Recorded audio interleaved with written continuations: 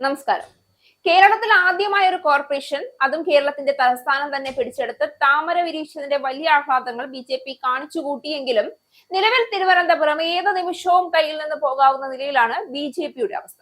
കോർപ്പറേഷനിൽ നിന്ന് പെട്ടിയും കിടക്കയും എടുത്ത് എല്ലാവർക്കും ഇറങ്ങാൻ ഇനി അധിക കാലതാമസമില്ല എന്ന തരത്തിലാണ് കാര്യങ്ങളുടെ പോക്ക്. കാപ്പ കേസിൽ കൗൺസിലറെ പോലീസ് അറസ്റ്റ് ചെയ്യുകയും വിഷയം പ്രതിപക്ഷം ആയുധമാക്കുകയും ചെയ്തതോടെ കോർപ്പറേഷൻ BJP ഭരണ നേതൃത്വം കടുത്ത പ്രതിസന്ധി. കഴിഞ്ഞ ദിവസം അറസ്റ്റിലായ വാഴോട്ടുകോണം കൗൺസിലർ ആർ സുഗതന് അയോഗ്യതാ ഭീഷണി നിലനിൽക്കുന്നതിനാൽ സ്വതന്ത്ര അംഗത്തിന്റെ പിന്തുണയോടെ കേവലം ഭൂരിപക്ഷം ഉറപ്പിച്ചിരിക്കുന്ന ഭരണസമിതി കടുത്ത ആശങ്കയിലാണ്. അതേസമയം 2023 കാപ്പ കേസിൽ അറസ്റ്റിലായ സുഗതന് കോർപ്പറേഷൻ തിരഞ്ഞെടുപ്പിൽ മത്സരിക്കാൻ അവസരമൊരുക്കിയതിലൂടെ സ്ഥാനാർത്ഥി നിർണയം നടത്തിയ BJP സിറ്റി ജില്ലാ നേതൃത്വവും പ്രതിക്കൂട്ടിലായി കഴിഞ്ഞു. സുഗതനെ കൗൺസിലിൽ നിന്ന് പുറത്താക്കണമെന്നാവശ്യപ്പെട്ട് LDF ഇന്നലെ കോർപ്പറേഷൻ ആസ്ഥാനത്ത് ധർണ നടത്തി. 15-ന് കോർപ്പറേഷനിലേക്ക് മാർച്ച് നടത്തുമെന്ന് ജില്ലാ LDF നേതൃത്വം അറിയിച്ചിട്ടുമുണ്ട്. വിഷയം ചർച്ച ചെയ്യാൻ അടിയന്തര കൗൺസിൽ യോഗം വിളിക്കണമെന്നാവശ്യപ്പെട്ട് UDF പാർലമെന്ററി പാർട്ടി നേതാവ് KS ശബരിനാഥൻ കോർപ്പറേഷൻ സെക്രട്ടറിക്ക് കത്തും നൽകി കഴിഞ്ഞു. അതേസമയം കോർപ്പറേഷൻ BJP നേതൃത്വം സുഗതന് ഒപ്പമാണ്. ഡൽഹി സന്ദർശനത്തിനു ശേഷം മടങ്ങിയെത്തിയ മേയർ VV രാജേഷ് സുഗതന്റെ വീട്ടിലേക്കാണ് ആദ്യം പോയത്. ഇതിനിടെ സുഗതനെ അറസ്റ്റ് ചെയ്ത വട്ടിയൂർക്കാവ് SHOക്കെതിരെ നടപടി ആവശ്യപ്പെട്ട് BJP സിറ്റി ജില്ലാ പ്രസിഡന്റ് കരമന ജയനും മേയറും ആഭ്യന്തരമന്ത്രിക്ക് പരാതി നൽകിയിട്ടുണ്ട്. 3 മാസം 3 കൗൺസിൽ യോഗങ്ങളിൽ നിന്ന് ഒരു അംഗം വിട്ടുനിന്നാൽ 4ാമത്തെ കൗൺസിൽ യോഗത്തോടെ അയോഗ്യനാക്കാമെന്നാണ് മുനിസിപ്പൽ നിയമത്തിലെ വ്യവസ്ഥ. ഏപ്രിൽ 27, മെയ് 12 തീയതികളിൽ നടത്തിയ യോഗങ്ങളിൽ സുഗതൻ പങ്കെടുക്കുകയോ അവധി അപേക്ഷ നൽകുകയോ ചെയ്തിട്ടില്ല.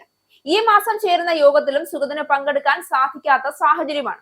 101 അംഗ കൗൺസിലിൽ 50 അംഗങ്ങളാണ് BJPക്കുള്ളത്. ഒരു സ്വതന്ത്ര അംഗത്തിന്റെ പിന്തുണ ഉറപ്പാക്കിയാണ് ഭരണം നേടിയത്.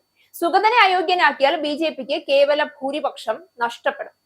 വർഷങ്ങളോളം പ്രതിപക്ഷ ബെഞ്ചിൽ നിന്ന് അഴിമതിയെയും ക്രിമിനൽ രാഷ്ട്രീയത്തെയും ചോദ്യം ചെയ്തു എന്ന് വരുത്തി തീർത്ത പാർട്ടി അധികാരത്തിലെത്തിയപ്പോൾ അതേ മാനദണ്ഡങ്ങൾ സ്വന്തം നിരയിലും നടപ്പിലാക്കുന്നുണ്ടോ എന്ന ചോദ്യമാണ് ഇപ്പോൾ ഉയരുന്നത്. അതേസമയം കോർപ്പറേഷനിലെ സംഖ്യാബലം നിർണായക ഘട്ടത്തിലെത്തിയിരിക്കുകയും ചെയ്യുന്നുണ്ട്. BJPക്ക് കേവലം ഭൂരിപക്ഷം നഷ്ടമായാൽ ഓരോ കൗൺസിൽ യോഗവും അധികാര പരീക്ഷയായി മാറും.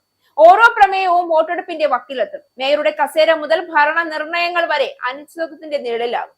ഒരംഗത്തിന്റെ നിലപാട് പോലും നഗരഭരണത്തിന്റെ ഭാവി മാറ്റിമറിക്കുന്ന സാഹചര്യമാകും. രാഷ്ട്രീയ വിജയങ്ങൾ പലപ്പോഴും ആഘോഷിക്കപ്പെടും, പക്ഷേ ഭരണത്തിന്റെ യഥാർത്ഥ പരീക്ഷ വിജയത്തിന് ശേഷമാണ് തുടങ്ങുന്നത്. നഗരത്തിലെ റോഡുകൾ, മാലിന്യ സംസ്കരണം, കുടിവെള്ളം, പൊതുജന സേവനങ്ങൾ ഇവയിലൊന്നും ജനങ്ങൾക്ക് പാർട്ടി പതാകയുടെ നിറം ആവശ്യമില്ല. അവർ ആവശ്യപ്പെടുന്നത് കാര്യക്ഷമമായ ഭരണം മാത്രമാണ്. തിരുവനന്തപുരം എന്നൊരു രാഷ്ട്രീയ പരീക്ഷണശാലയായി മാറിയിരിക്കുന്നു. അധികാരം പിടിച്ചെടുക്കുക എന്നത് 1ാം അധ്യായമായിരുന്നു. അതിനെ വിശ്വാസത്തോടെ നിലനിർത്തുക എന്നതാണ് 2ാമത്തേത്. ആ 2ാം അധ്യായത്തിലാണ് ഇപ്പോൾ BJP തല കുനിച്ചു നിൽക്കുന്നത്. ജനാധിപത്യം ഒരു കണ്ണാടിയാണ്. അതിൽ പ്രതിഫലിക്കുന്നത് പ്രസംഗങ്ങളല്ല, പ്രവർത്തനങ്ങളാണ്. ആ കണ്ണാടിയിൽ തലസ്ഥാന നഗരത്തിന്റെ ജനങ്ങൾ എന്താണ് കാണാൻ പോകുന്നത് എന്ന ചോദ്യത്തിനുള്ള ഉത്തരമാണ് ഇനി തിരുവനന്തപുരം കോർപ്പറേഷന്റെ ഭാവി നിർണ്ണയിക്കുക.